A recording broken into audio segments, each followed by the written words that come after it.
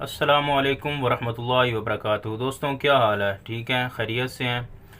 اچھا دوستوں، آج ایک ویڈیو منظر عام پر آئی ہے۔ پہلے آپ کو پتہ ہے کہ اقرار الحسن صاحب جو ہیں وہ جو پیر شف سرکار ہے اس کو بے نقاب کرنے میں لگے ہوئے ہیں۔ اس کے جو کرتب شرتب یہ کرتا ہے، جس کو یہ کرامات بولتے ہیں، اور یہ جو تماشا بنا ہوا تھا گولڈرا شریف میں، تو یہ اقرار الحسن صاحب جو ہیں انہوں نے جناب اس کو ایکسپوز کیا، اور اس کے بعد آپ جو ہے نا وہ کام بڑا گرم ہو چکا ہے۔ تو انہوں نے چیلنج کیا تھا ان کو، پیر شف سرکار کو، کہ اگر آپ میں تھوڑی بھی غیرت ہے اور آپ سمجھتے ہیں کہ آپ سچے ہیں تو آپ میرا یہ چیلنج قبول کریں اور مجھے گولڈا شریف، جو کہ ان کا وہ اڈا سا بنا ہوا ہے جو جہاں پہ یہ ساری ایٹمیں شیٹمیں کرتے ہیں، وہاں پہ بلائیں اور وہاں مناظرہ ہو جائے۔ مناظرہ کس چیز کو؟ کیونکہ وہ کوئی عالم شالم تو نہ وہ ہے، مناظرہ ہوگا جناب کرامات کا۔ جو بڑا کرامتیں دکھائے گا، مطلب کہ ان کے جو ذہن کے مطابق کرامات ہیں وہ زیادہ کرتب کرے گا، وہ جناب کہ زیادہ بڑا پیر ہوگا۔ تو پیر شف سرکار نے پہلے تو جناب کوئی اس کا رد عمل نہیں دیا۔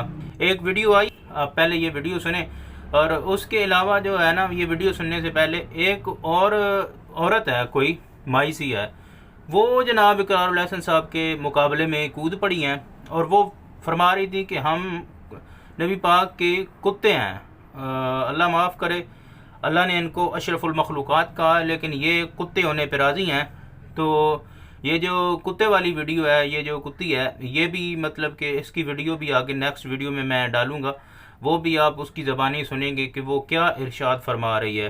بہرحال اللہ معاف کرے، اللہ پاک ان بد عقیدوں سے بچائے، شرک سے بچائے، اللہ پاک توحید کی سمجھ دے۔ اور اقرار الحسن صاحب، آپ کو سلام ہے کہ آپ حق پر ہیں اور بہترین حق پر ہیں، اور آپ کی وجہ سے سینکڑوں مسلمان جو کہ اس دلدل میں گھسنے والے تھے یا گھس چکے تھے، ان کو اللہ نے ہدایت دیا ہے آپ کے اس عمل کے نتیجے میں۔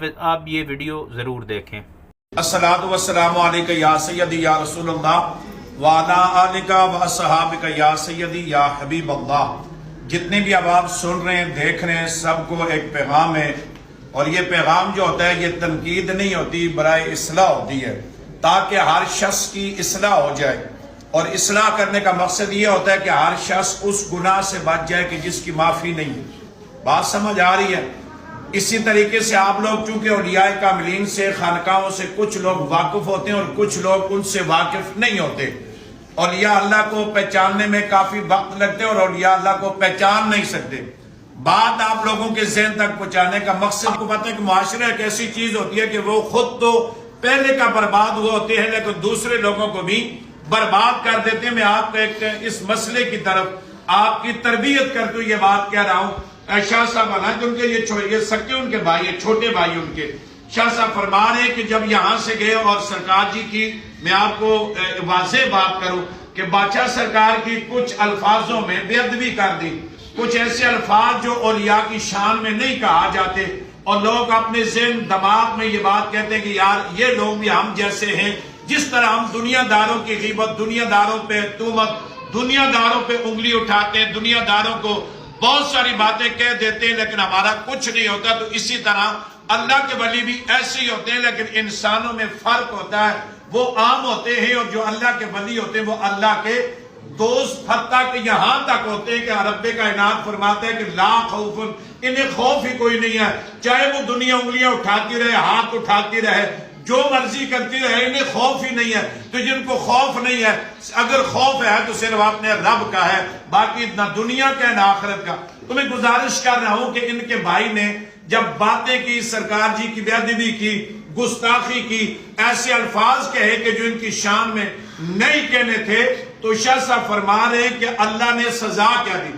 اب دیکھیں یہ ایک سزا ہے کہ ایک جیل سے چھوٹتے گھر آتے، پھر دوسری جیل میں، پھر دوسری سے گھر آتے، تیسرے میں۔